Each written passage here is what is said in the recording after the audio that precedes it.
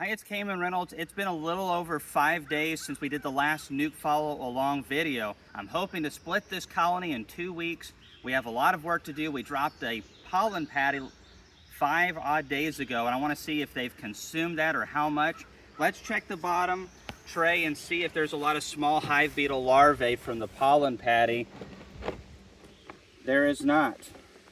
So I did sift a little bit more diatomaceous earth on here. Keep it fresh. I mean, I barely added anything. You can see where a little bit of sugar syrup has dripped all the way down. This looks, oh, there's a small hive beetle right there. He's trying to get loose. I don't think so, pal. You know, just put him out of his misery. Double points for me. Sorry, Laurel. 1 for me, none for you. So that being said, I really want to get in here and check what's going on. We have a little bit more comb to draw, and it's robbing season. That means there's no natural nectar of any significance out there, and the other hives that I have in this yard are looking to maybe get into this hive. So we have to be quick and just careful, not leave stuff out. Now, I did swap out this feeder. This is an Apame big feeder, and I've wanted to show it to you all just because the bucket feeder, you've seen that. Now we are going to be feeding 2 gallons to this colony, unless things are really bizarre in there. And this holds, I think, 2.5 to 3. It's quite large, and I'm excited to use it. I've only used it once. I didn't use it much. So the problem, I think, with this versus a bucket feeder, though, is that ants can probably get in there and fall into this feeder. That's my biggest concern with it. All right. Whoa, that one came out and said hello. All right, so I'm seeing tons of comb, just comb. We're gonna mainly just get in this top box here. I wanna see what's going on. I also wanna check that patty really quick. And if they've consumed it, we're gonna eat another one.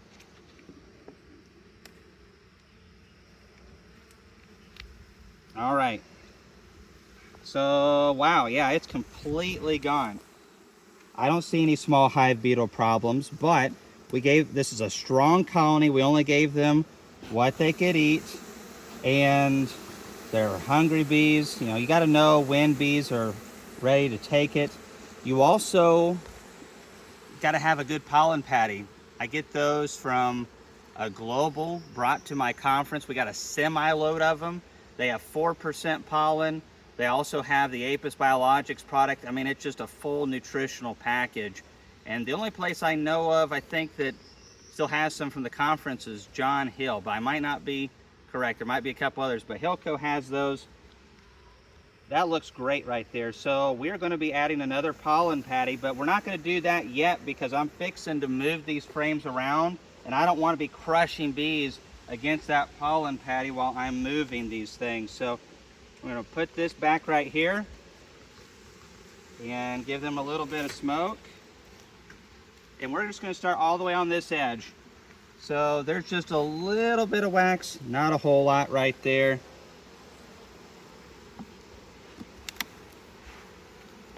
And there was nothing wrong with the bucket feeder at all. I just really wanted to try that feeder out on this hive. So they're really drawing that out pretty well. Just, it's beautiful to see them draw it very uniform and not make any mistakes. They have not drawn any funky comb. Now I've jinxed myself, but they have not drawn any bad combs. And it's a combination of plenty of nutrition, really good wax on the foundations, and also having a good laying queen with healthy bees. So this is mostly food right here, and they've committed to drawing that very well. We are going to, since this is food and not brood, I am going to take this and put the mostly drawn side to the wall. And then I'm going to take this one that is a little bit more drawn, and I'm going to stick the partially drawn side up against this other partially drawn side, and we're going to move that foundation further in. Let's see what the brood looks like in here. All right, so that is a frame of food, just solid food. That's good though. When I picked this box up, it had a good bit of weight. So this side's drawn completely. This side's not as much. So I am actually going to rotate this one all the way to the wall.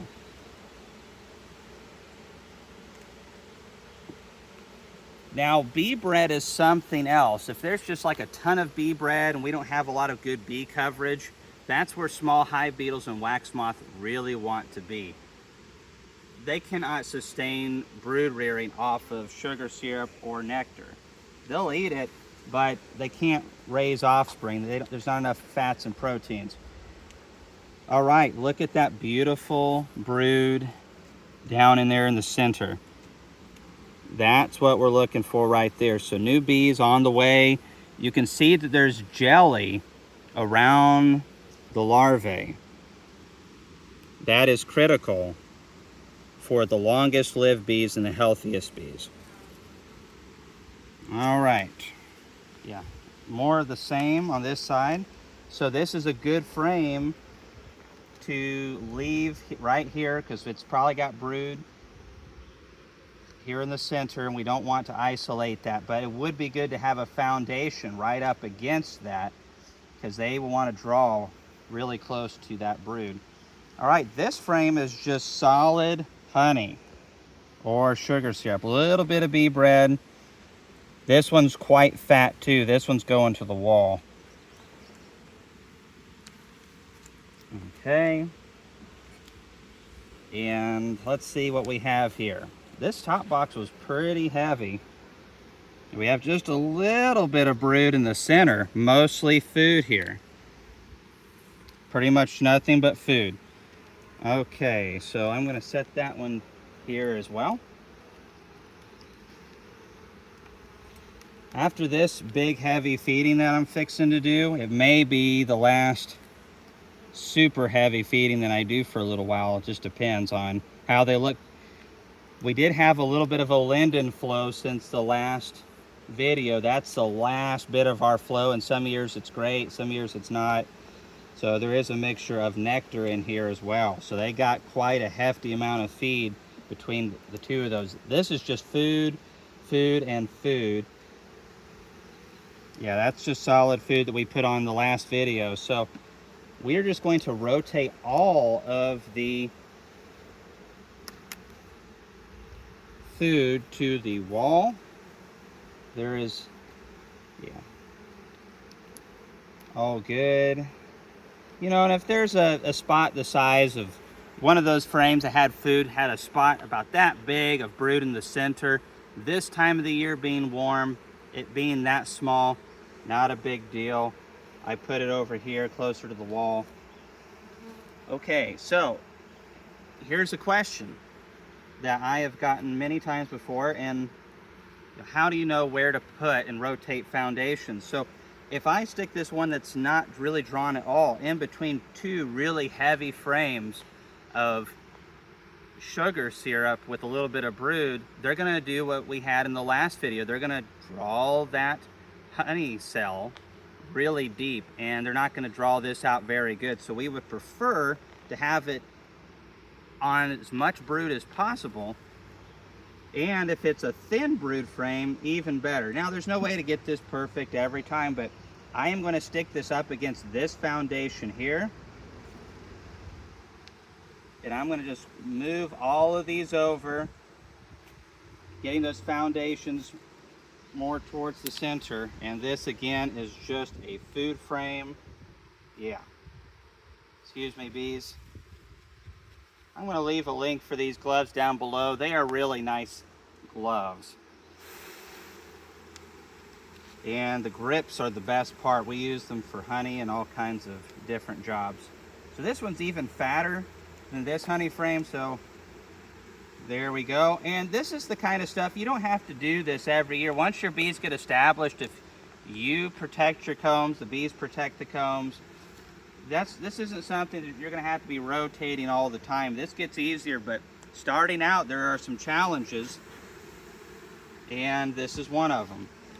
And it takes experience and trial and error, and you're going to make mistakes. It's part of the glory of beekeeping. All right, so this is where our brood must be, because there's hardly any brood up there at all. So I'm going to carefully lay that down. I just want to check a frame of brood or two. Now they consumed that pollen patty. That's a big deal. When you put a pound of pollen patty and there's not any residues kicked out the front or the bottom, and it's all gone in less than 5 days, 6 days, whatever, that's a hungry, healthy colony right there. I'm seeing a lot of food. Oh, Kamon, this is an opportunity right here. Look at that. That needs pulled up to the top. And so does this one. Yeah, we can pull that one up.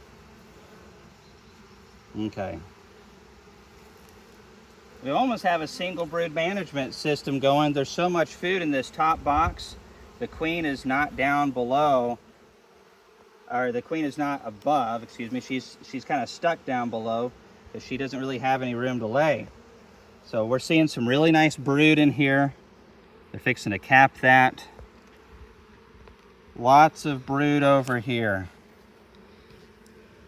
Very milky jelly around that larvae, and that's important for the future. Gotta have it. So we're going to actually take a little bit more time and get these foundations off the wall. They need to get drawn. Let's see what we got. This one really can stay. Yeah, there's no sense in doing that. Okay, so what I'm going to do now is pull a couple of these out of here, and sometimes it's nice to have another box lying around to where you can set things off the ground. Woo! That bee has got my name on it, I think. Probably fixing to get stung here in a second, so if the video cuts out, it'll be me going off to cry somewhere. All right, there's the frame of food. Want to keep that frame of, all those frames of brood together. I'm going to give them another pollen patty.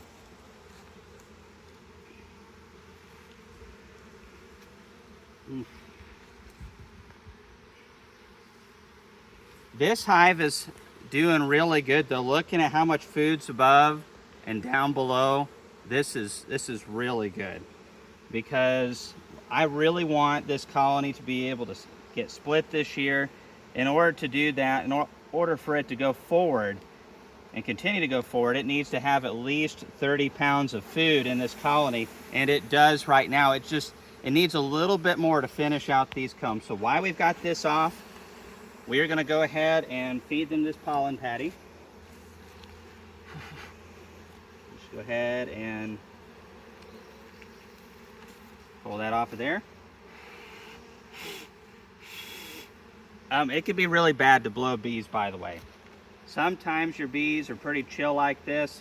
There's a couple of them that don't like me right now, but sometimes you blow on the bees and they give you a little kiss. And it ain't a gentle one. Okay, so I'm going to take this off the top. A lot of times we let that dry out and then we cook it in our smoker. It's easier to cut these if you do it with the paper on. Just so much more surface area. And as you notice, I'm doing it right above the seam so the bees can get all up underneath it. They can get at it from the sides, and they'll also be able to get through to it at some of the parts at the top as well. So this is a little bit tedious right here. It takes a little bit more effort to do so. The type of pollen patty is really important. These are super soft. The pollen really enhances the consumption rate, which is critical with small hive beetles. And, well, there, that one just pulled apart. And we're also putting it in the core of the brood nest. I don't function near 100% efficiency when I'm running my mouth, according to most of my family and I think my YouTube videos. So essentially, what we're going to do is just put all this back together. I've kept you for a while. I'm going to lay this pollen patty out like this. Don't leave this pollen patty over here away from the brood. We want the nurse bees who are all in this area around the larvae. They're the ones that are going to consume this. We want it to be right there in the center where it'll be guarded and consumed fast. But I'm going to let you guys go. I'm going to give them 2 gallons of feed on top. That should get this drawn out the rest of the way. And then we'll see you in the next video. Thanks for watching.